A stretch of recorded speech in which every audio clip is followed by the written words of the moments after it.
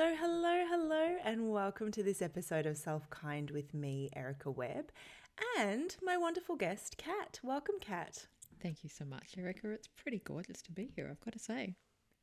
I am thrilled to be talking to you today, Cat. You are someone that I admire deeply, and it's not our first conversation, but it's our first conversation on my podcast. So, I'm really looking forward to introducing you to everyone as well.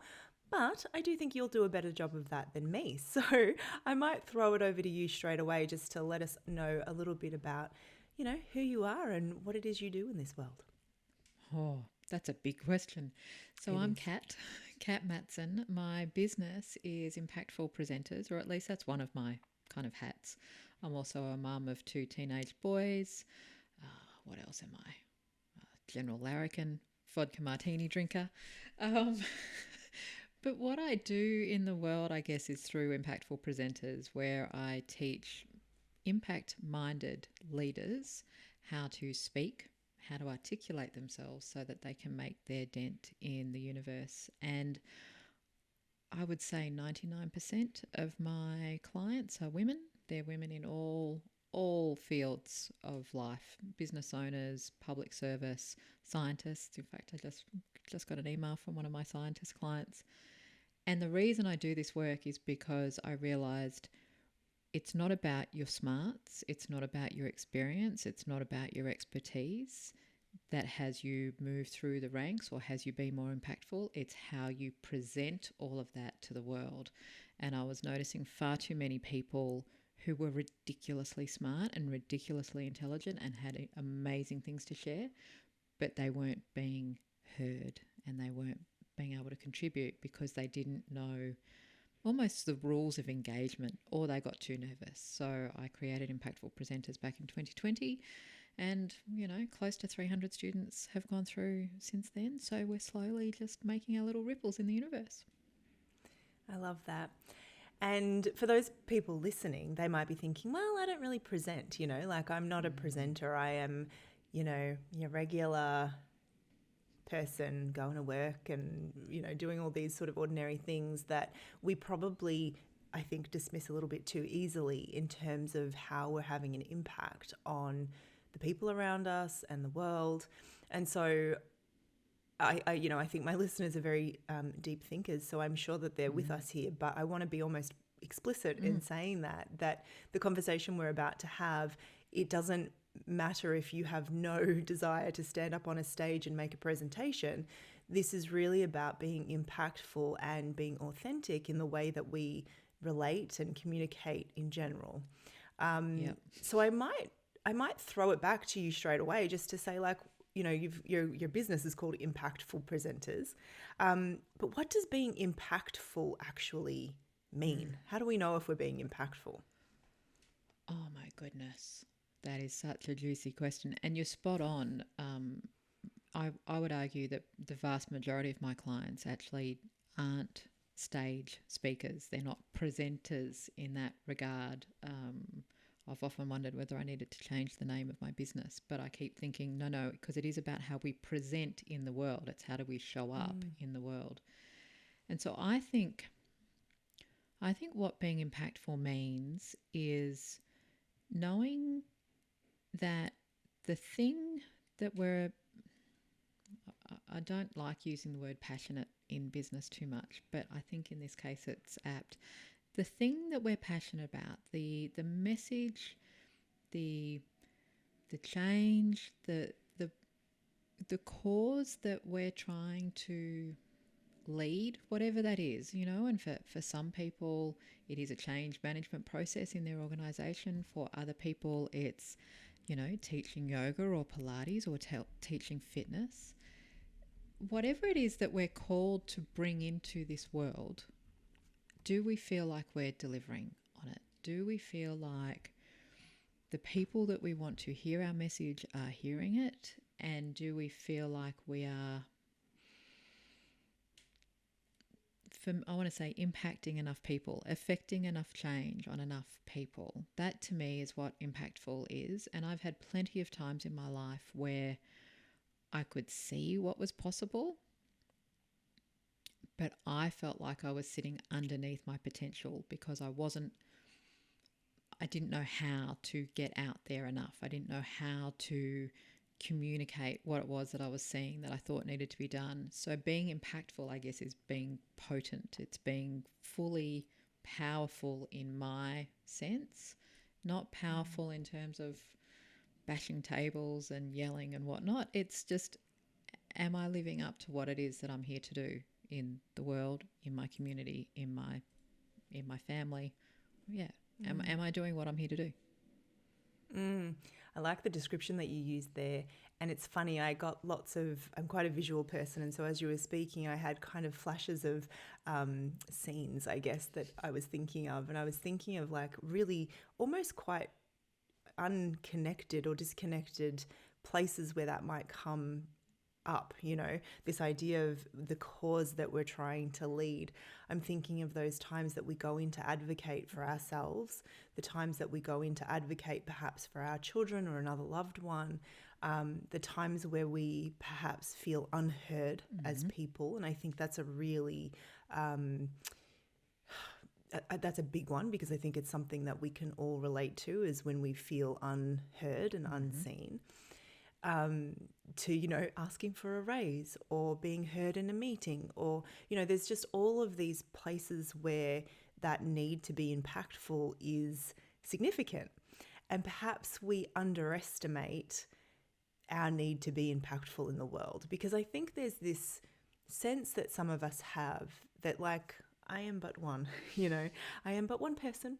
And sometimes it's hard to perhaps try to lead a cause when we feel small.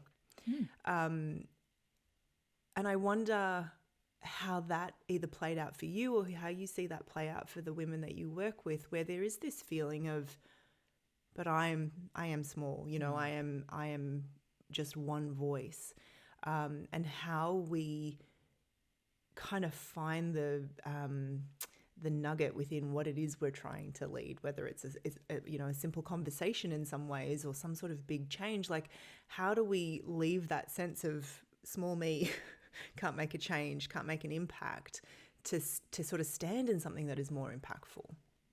Oh my gosh. I told you I like to go deep. Yeah. That whole notion of smallness is a massive part of actually what started this business for me.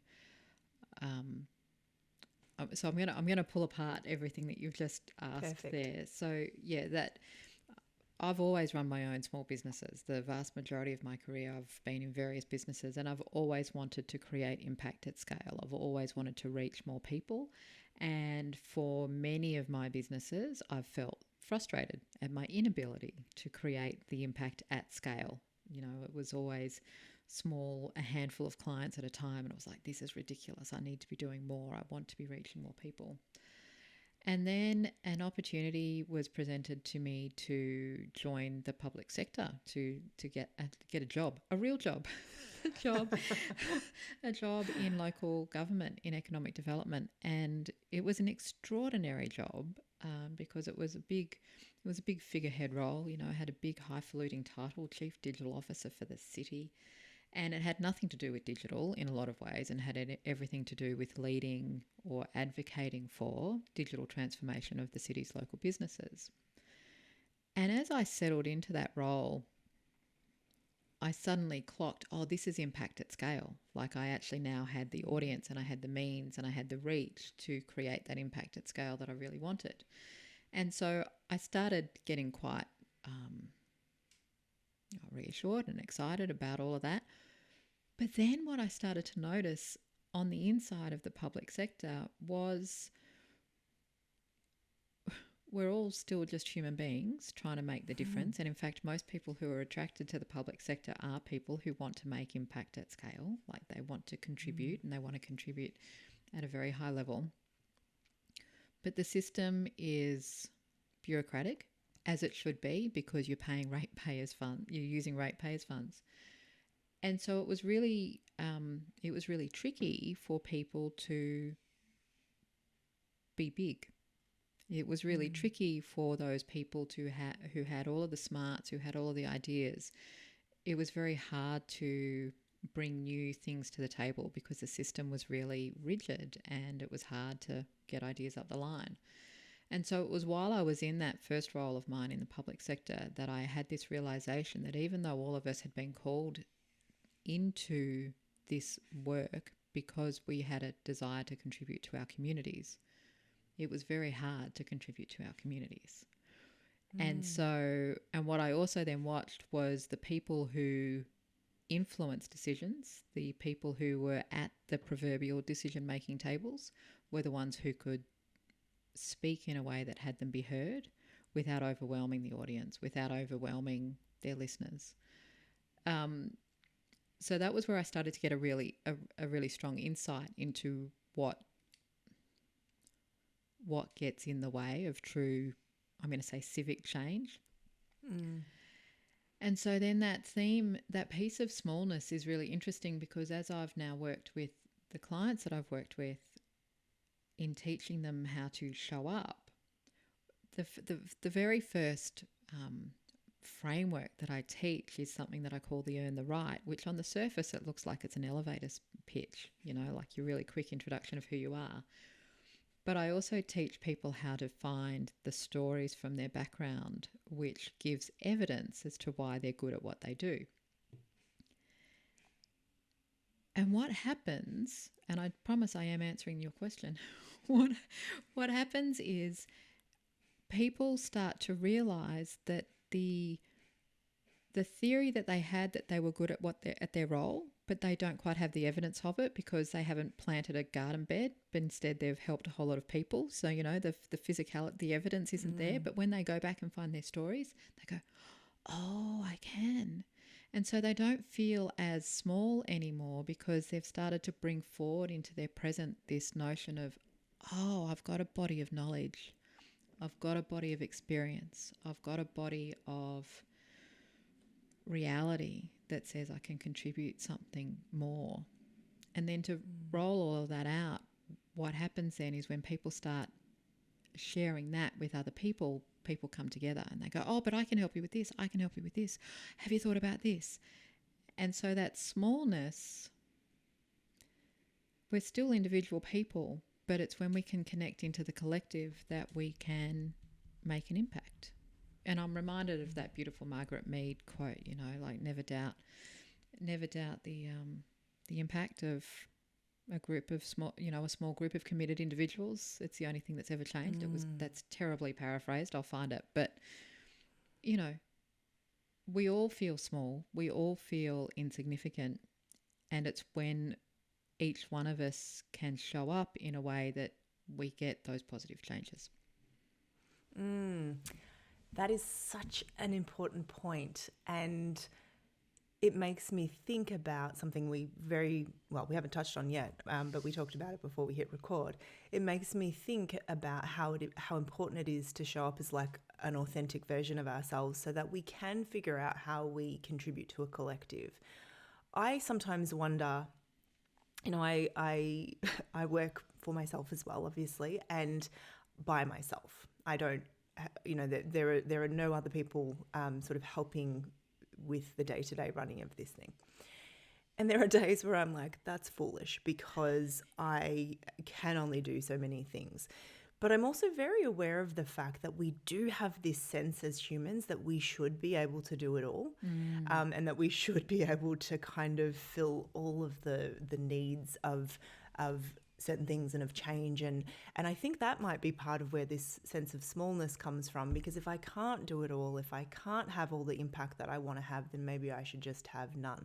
That's kind of where my brain went when you talked about that, which is unfortunate because we are such a collective species. We do rely on each other to grow and to thrive.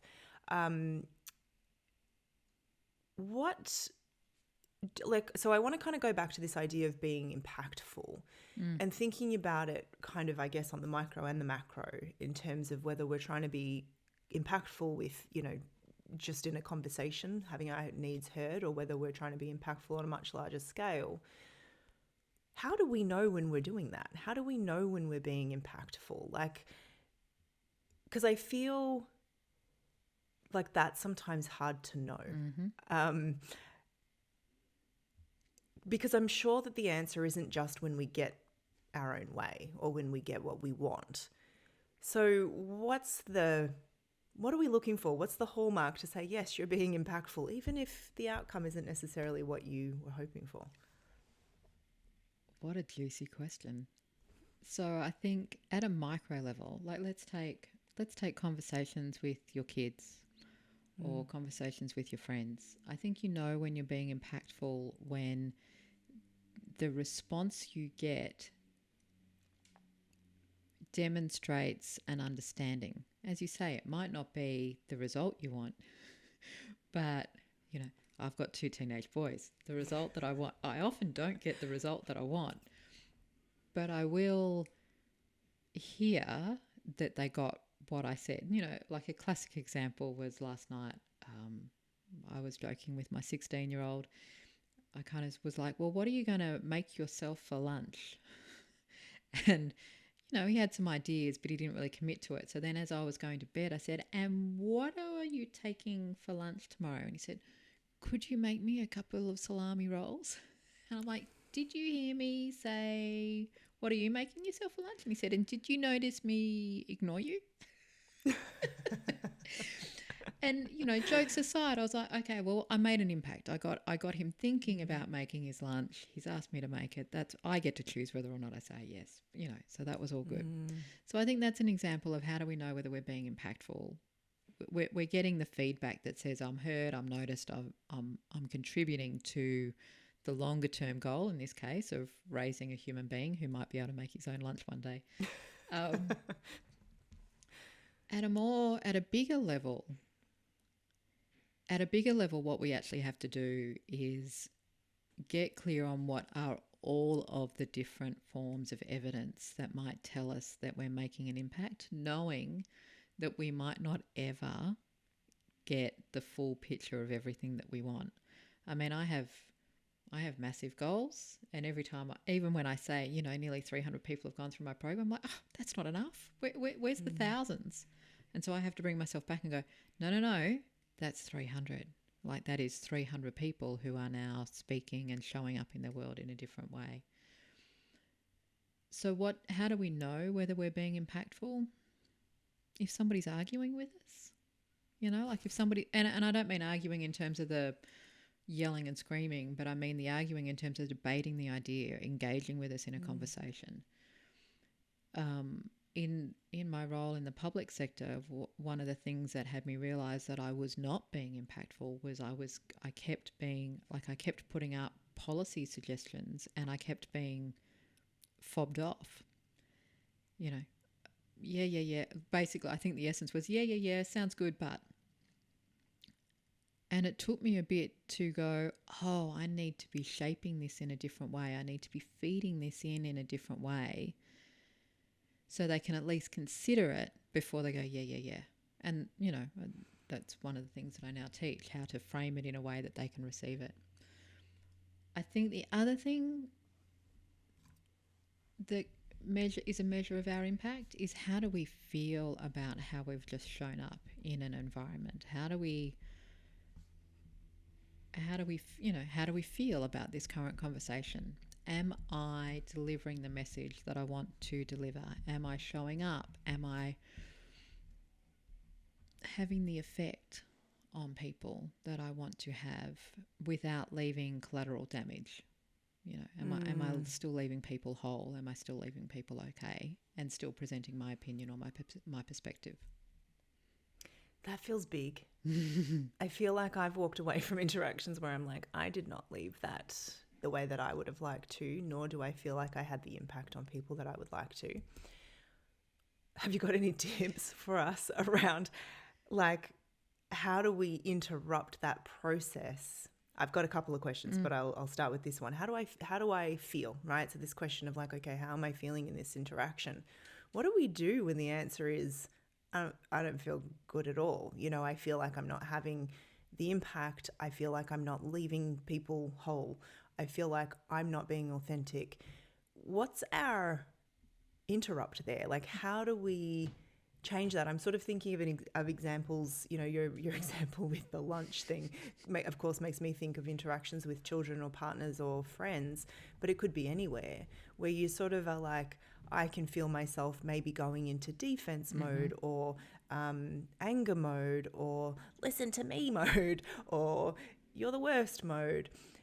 And I can imagine that happening both on the micro and the macro, where it just becomes this sort of angry, frustrated outburst.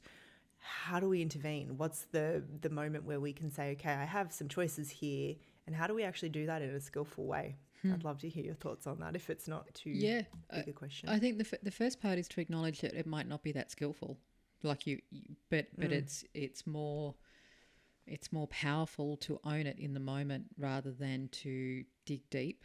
So when I feel that coming up, and you know, and you feel it, I'm rubbing my fingers, you can feel it in your body. You get sweaty, your heart rate starts going up. You realize that you're now more attached to being right than you are to having a conversation. You've stopped hearing what the other person is saying really, and you're just waiting for the rebuttal, or you're waiting to argue back.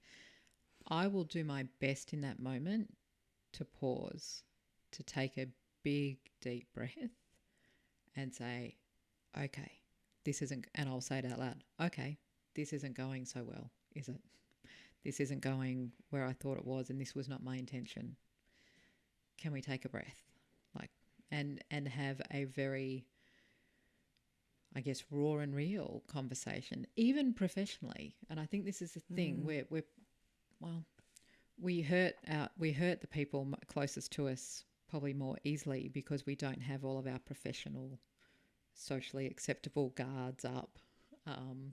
You know, we're more likely to walk out of our boss's office and then collapse in tears going, well, that didn't go well. But we will have held we will have held a certain professional status about us. But when it comes to our kids and our partners and our friends, we might not. I think the other thing too is to keep coming back to what's my outcome here?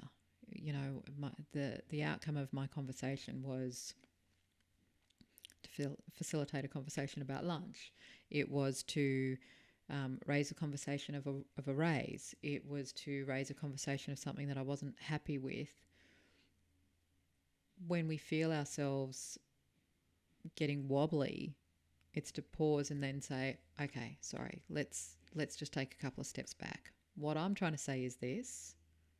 What's your response? Can we come back and take the heat out? And why I say we have to accept that we might not be skillful in those moments of emotional upset, we do start to lose the ability to be skillful. And so perhaps it's not skillful in those moments. Perhaps it's human and compassionate. Perhaps we need to prioritize the human connection in that moment over being as impactful as we would have liked to have been with our words. Yes. And I love that almost like juxtaposition of those two intentions, you know, to be impactful but not at the cost of our humanity or anyone else's. That's a really potent point, I think. So my other question, you said something about how to frame things in a way that can be received. And I wonder if you could expand on that a little bit more, because that's a sentence that I'm definitely like, tell me more. What do you mean? So I imagine if I'm having that thought, then other people are as well. So could we sort of pick that apart a little bit and maybe sort of tell us a little bit of how might we normally frame things in a way that really can't be received? Like, when would we know that we frame something up in a way that can't be received versus knowing maybe, you know, and I know this is what you go into depth in your teaching, so it's probably going to be the surface level version, which is fine. But this sense of there's kind of a more useful way to frame something versus a less impactful way to do so. What I No, no. All of the thoughts just crashed in my head all at once. I was like, oh, okay, where do I go? Where do I go? Yeah, literally car crash of mental thoughts in my mind. So one of the mistakes that we make when we're trying to be impactful or trying to get a point across is that we focus a lot on our content and on demonstrating that we're right or that our point of view is the correct one, and we'll have all of the justifications and all of the reasons. And so what that often does for us is that we will have spent a lot of time mentally rehearsing, perhaps even researching and collecting all of the evidence, like we'll go in like we need to present the full case. We'll have all of our statistics, we'll have all of our quoted sources, whatever. And so what can then happen is that we're overwhelming our poor listener with like way too much information. What I describe and what I teach my students is imagine you're standing on one side of a pond. It's a beautiful pond, and you're wanting to take, like, your message, your outcome is on the other side of the pond, but you're standing here on this side of the pond with your listener. It could be one listener, it could be an entire audience. And you're standing here, you can see what's on the other side, and you want to take them to the other side. This pond is covered in lily pads. What we often do when we're excited or passionate or nervous or enthusiastic about our point, about what's on the other side of that pond, is we will just want to jump them to the other side. And so we'll kind of go, come on, let's go. And, for us, it's just a small step across the pond, right? But for our listener, I don't understand. What do you mean? I can't see what's on the other side of that pond, and all I can see are these lily pads, and I'm going to have to take these little gentle steps across these lily pads before I can get to where I'm trying to take them. And so what I teach is we have to get really present to where our audience or where our listener might be in relation to where we're trying to take them. So, for example, for you, Erica, I'm a yogi. Like I practice a lot of yoga. So you could have a conversation with me about yoga at a relatively high level, or about Pilates, or about physicality, and I would understand 90% of it. So I'm already kind of on the journey with you, and you wouldn't need to take me across too many other lily pads. But if you were talking to someone who had never done anything like that, in fact, they're a runner, their physicality is running, and it's about pushing through, and you're wanting to talk to them about being kind with their movement, that's a completely different starting point. And so with this lily pad analogy, I say, well, where is your listener at now? Where do you want to take them? And what are the lily pads that you need to take them across so that they can feel safe to get to the other side of the pond? And what happens when I explain this a lot of time is people go, oh, I've been trying to take people across too many lily pads all at once. I've been trying to take them too far. And that's the other thing. Sometimes we actually need to pull our message back, if you like, and go, oh, okay, so in my first conversation, I can take them a third of the way across the pond. I can't take them across the entire pond. When I talk about framing up the conversation in a way that people can receive it, it's about connecting with where they're at. What do they already know, think, feel, or believe about this topic? And what do I want them to think, feel, know, or believe about this topic? And how big is that gap? How big is that gap? And then what are the little steps that I can take to get them closer to where I want them to be? Do you know what's funny? I really like that analogy. That's really clever. And when you first said the pond is covered with lily pads, my imagination went boom, boom, boom, boom, boom, boom, boom, boom, kind of like jumping forward a few lily pads and then off to the left, and then maybe taking a great big leap to the right.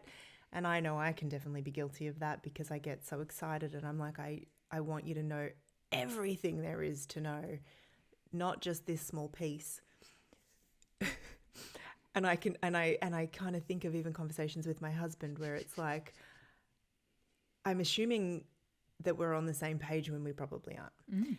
So that's such a good example, whether we're sort of trying to get across a really big concept or literally just trying to kind of like get ourselves an ally on like what color curtains we want. You know, I think that sometimes we kind of haven't, considered where we're both standing relative to that pond. That's such a good way to think of it.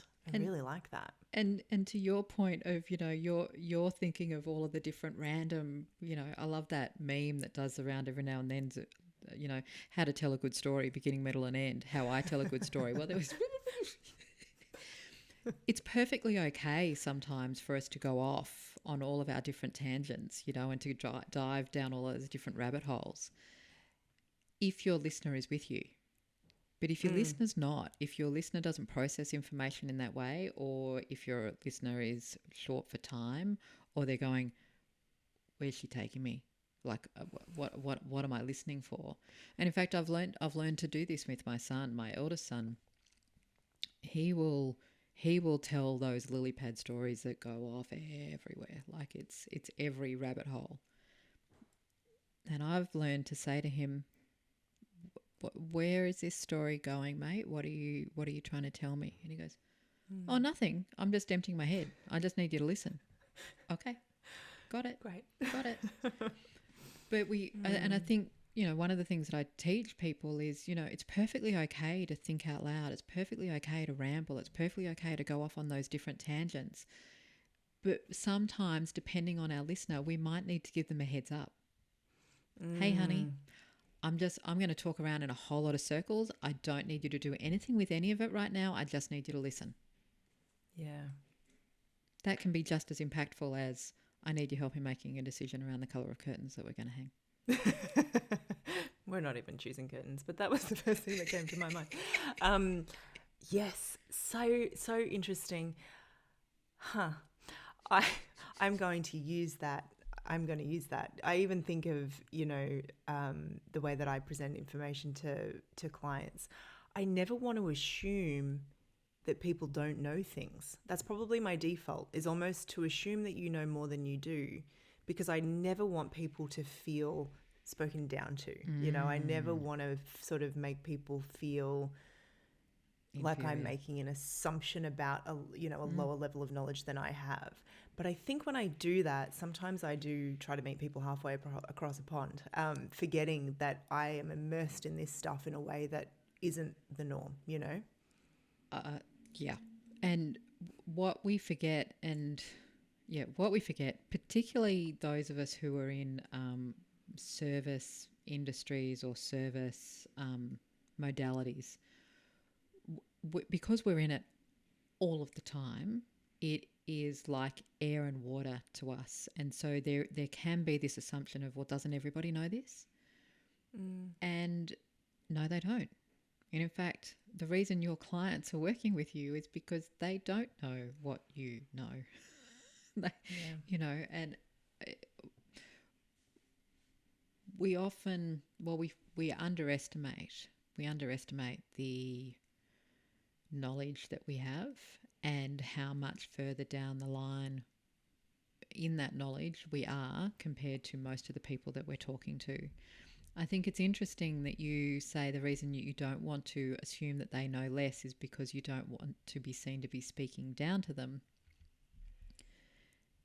It's an interesting paradigm, because you would not think that your teachers, your gurus, your leaders are talking down to you when they're explaining a concept. But it is interesting, isn't it, that we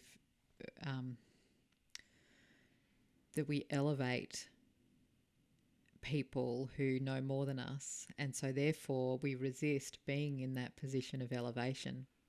Yes. And so recognizing that it's actually not necessarily a position of elevation, rather it's a position of knowledge sharing. It's a position of knowing something different, and how do we bridge the gaps?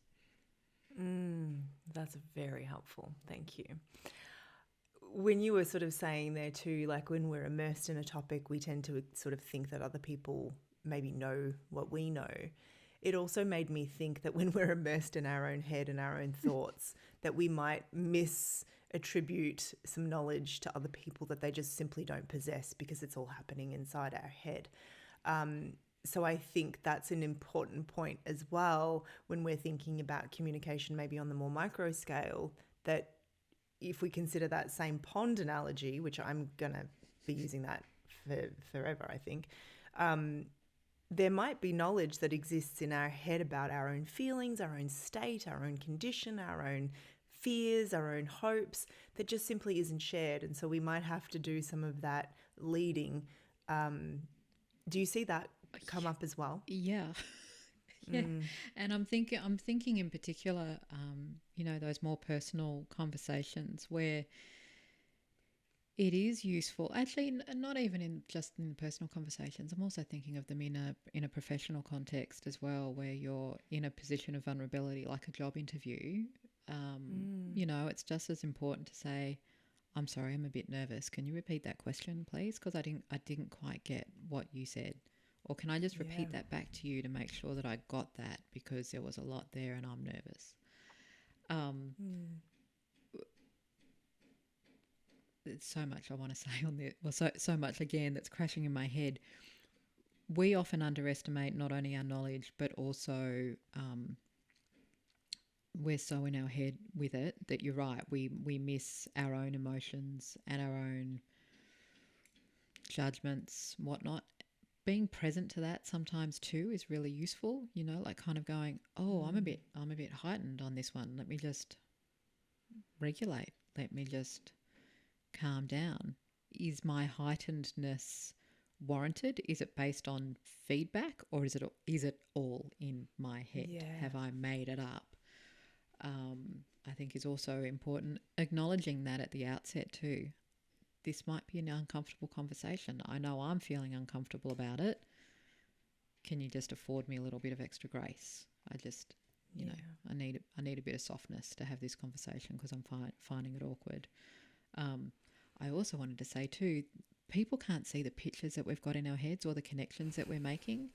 So oftentimes people who are bouncing, what it looks like they're bouncing all over the place, they're not bouncing in their mind. It makes perfect sense in their mind. Yeah.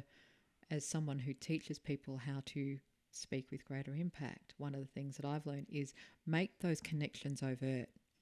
So as you jump from one concept to another, loop it back. The reason I'm mentioning that is because it's related to this, and so you're thinking out loud. You're making overt those connections that are in your mind, which I feel like would then give you more insight to yourself as well, beyond having the impact, right? Like, oh, I understand myself better. I understand what I'm trying to say better as well. Yeah, and that is one of the things that happens. I was talking before about how do we overcome that smallness. When we can see how we work, when we can see how all of the information, all of the knowledge, and all the experience that we've collected over the years counts for something, and when we can articulate it in a way that other people go, oh, I get it, that's where we feel less small, because we've got a different story to tell about ourselves. But when the stories that we're telling about ourselves is unclear, oh, I kind of do this and I kind of do that, or we can't back it up, we tell ourselves stories. It's like, oh yeah, there's nothing much I can do. I can't make much of an impact. Yeah. Yes. So that kind of links us to something that we definitely want to talk about, which is authenticity. But before we get to that, I have another question, which is I am springing questions on you. And you're managing them beautifully. It's your podcast. You can spring whatever question you like. I like to give you a little bit of a heads up. But you mentioned before, again with that pond analogy, that we're creating a sense of safety when we, for the listener, when we are kind of saying, okay, well, we're just going to kind of go to here. And that got me thinking, how are we creating the safety for ourselves as the communicator? Because you kind of did mention a few things. You sort of said being honest about the fact that, like, hey, I'm a bit nervous, or this is a bit sensitive for me, or I'm having a bit of a hard time. This is what I need from you. But in what other ways are we creating that same sense of safety for ourselves when we are doing whatever kind of communicating we're doing in an attempt to be impactful Because I feel like we need those tools, because communicating can be just hard and scary no matter what. So what are our like safety for self kind of tools that we can use? I love that phrase, safety for self. I think one of them is connecting with why are we having this conversation. And, again, going back to what I was saying before about we often focus on the content. When we're focusing on the content, we're generally doing that because we want to prove how smart we are or how right we are, which is a defense mechanism, right? So as soon as we're in that place, it's like, what am I defending against? Why do I feel like I need to? Now, in some, in a job interview, well, yeah, you do need to defend yourself. You need to make your argument. In a more personal context, it's like, okay, so what am I anticipating here? What am I imagining is about to happen? So how you create that sense of self-safety is, I say, and this is what I do, have a conversation with yourself around the likelihood of it going as badly as you think it's going to. Public speaking, for example, is cited as the second biggest fear after death. People, like it's up there. In fact, some people have said, no, I'd actually prefer to die. Like, oh gosh. And I say, well, why? Well, because people are looking at me. People might think I might make a mistake. Well, what would happen if I made a mistake? Well, people would think that I'm stupid. Well, what would happen if people think that you're stupid? Well, I might lose my job. Okay, let's wind that back. How likely is it that you would lose your job because you said something wrong? Well, not very likely. Okay. And how likely is it that people would think you're stupid if you said something wrong? Oh, no, that they would. Well, okay, you've seen other people say something wrong. What happens then? Do people think they're stupid? Well, no, but that's them, that's not me. I go, okay, well, let's find some other people. Like when you have that practical conversation with yourself and you go, how likely is that undesired emotion, or that undesired outcome? And you realize it's probably not going to happen.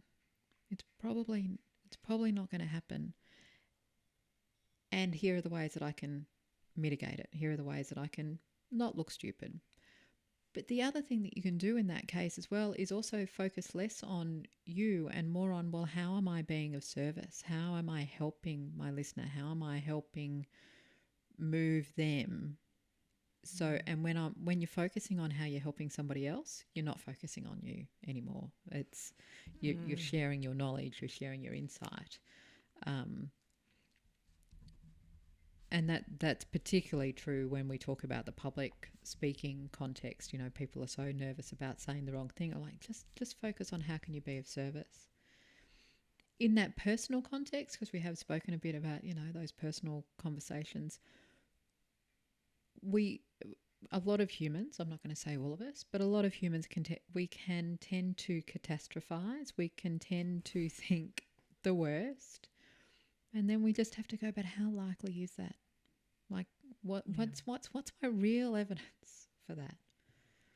And reminding ourselves that most of us have been through some pretty rough things before and we've come through them. So, we can do it again. If the worst was to happen, if the worst thing could possibly eventuate, we've been through it.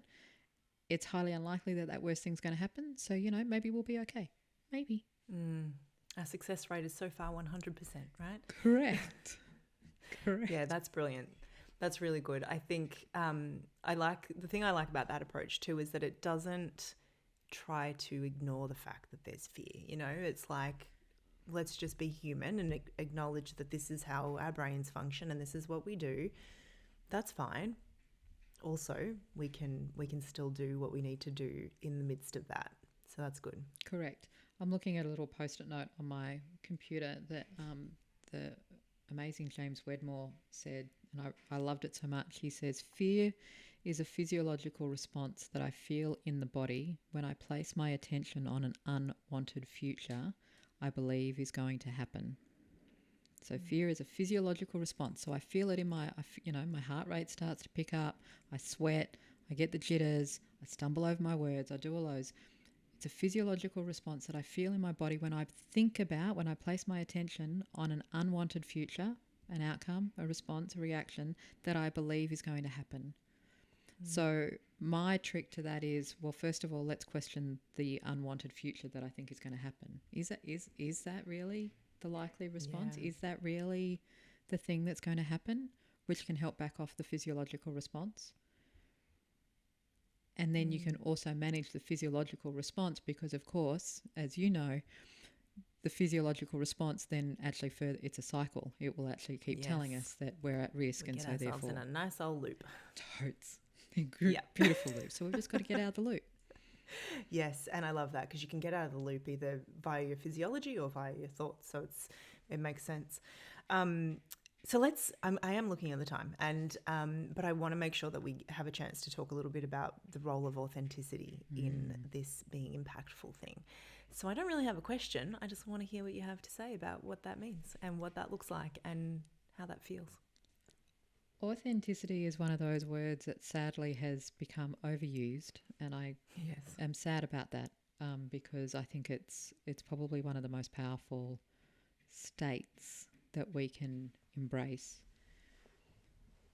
I first got thinking about authenticity as I was watching students come through my programs, and one of the first things they do when they start speaking with one of their prepared pieces for me to give feedback on is they adopt this different persona. They, we will have been having a conversation like this, and then all of a sudden, well, good afternoon, ladies. And I'm like, whoa, who's that? And they go, what do you mean? And I go, just replay that in your mind for a moment. Whose persona was that? Who are you being?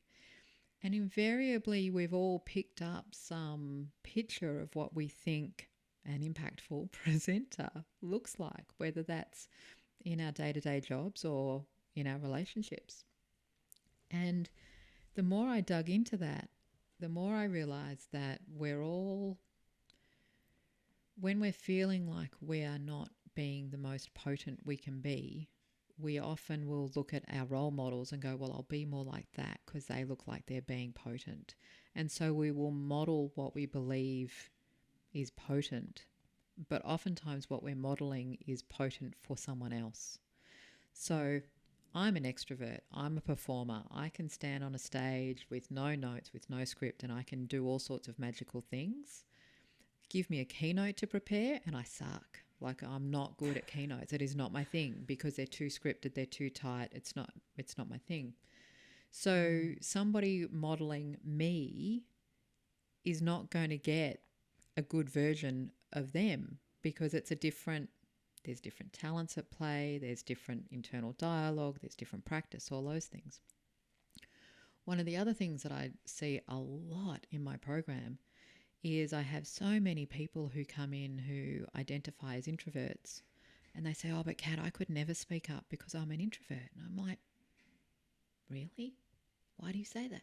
Because I just can't be that extroverted over the top person. I said, some of the most powerful people in the world are quiet. Why do we think we need to be loud or audacious or bold? The authenticity, and I'm going to say it this way, authenticity expressed well is so powerful because people feel it. It's not the words, it's never the words, it's the essence. And the essence can't come from an act.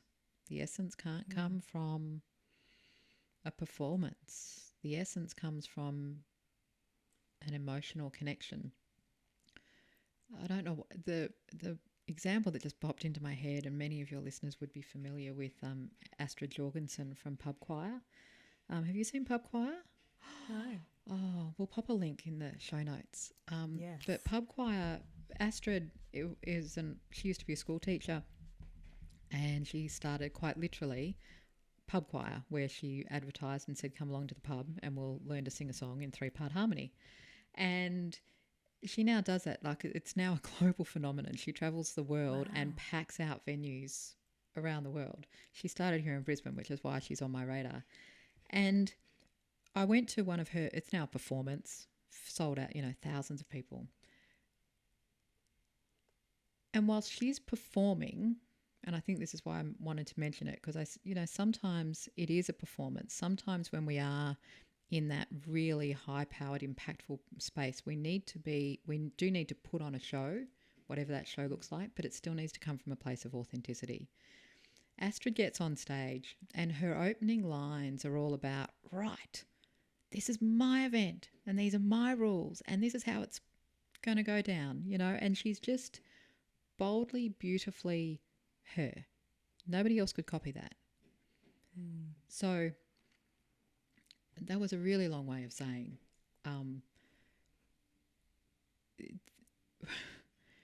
we are all here on this planet as human beings to be our version of our human being, and being authentically ourselves is easily the most potent form of self-expression we have.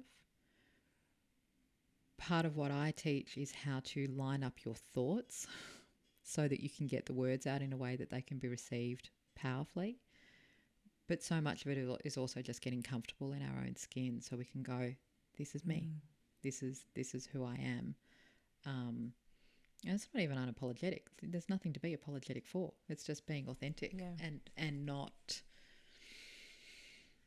thinking we need to mimic someone else in order to have an audience, in order to be heard.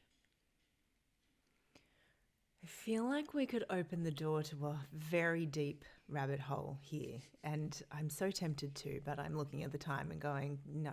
But I will just say one thing that's just popped to mind, and perhaps we leave it as a thought bubble to return to another time.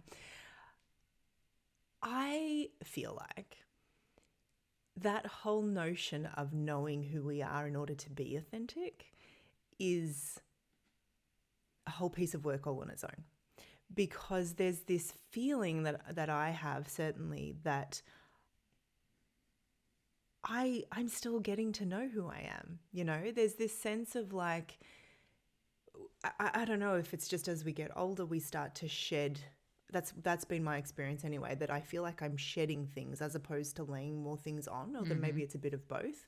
But there is this shedding of the personas and the conditioning that just, I'm like, oh, that wasn't mine. That was never mine. I'm ready to be done with that. So there is this sort of sense that I have of becoming something that maybe or reorienting towards something that was already there perhaps. But there is that sense of like, getting to learn your authentic self is quite a process as well. So thought bubble, but probably a deep rabbit hole. The piece that I want to say on that is it's okay for us to be a work in progress. Yes. Like it's not, I think we feel like we need to have it all sorted out. And it's like, well, no, who am I today? Who am I today? What's authentic today? It doesn't have to be a fully defined picture of what we think we're going to be in 20 years' time. It can just be what's authentic now. And I like that too, because then that takes into consideration, well, we were talking before that neither of us are really feeling at our finest today. And I sometimes think about that when I'm teaching as well. There are days where I show up and my authentic self is really subdued, in a way that it isn't on other days. And other days it's quite exuberant and excited. And so I like that idea that who we are authentically maybe is situational, day by day, moment by moment. And there's probably elements that are consistent throughout, but it takes into account our variable natures as humans, which is beautiful. Absolutely. And being, I love it. Allowing is the word that just came into my mind. Allowing ourselves to be what we are now, as distinct to feeling like we've got to be a certain way in a certain context. It's okay to show up and teach and not feel exuberant. It's okay to record a podcast when we're kind of going, yeah. But let's still be who we want to be in that authentic state. Like deliver the value. Again, be of service. Who am I serving? Who's this conversation for? It's for your listeners. Yes. And on that note, I hope our listeners have had a lovely time coming on this journey with us. Thank you, Kat. This has been wonderful. You've given me lots of food for thought as somebody who does spend a lot of time, presenting in various contexts and communicating with my children and my partner and my friends. So thank you.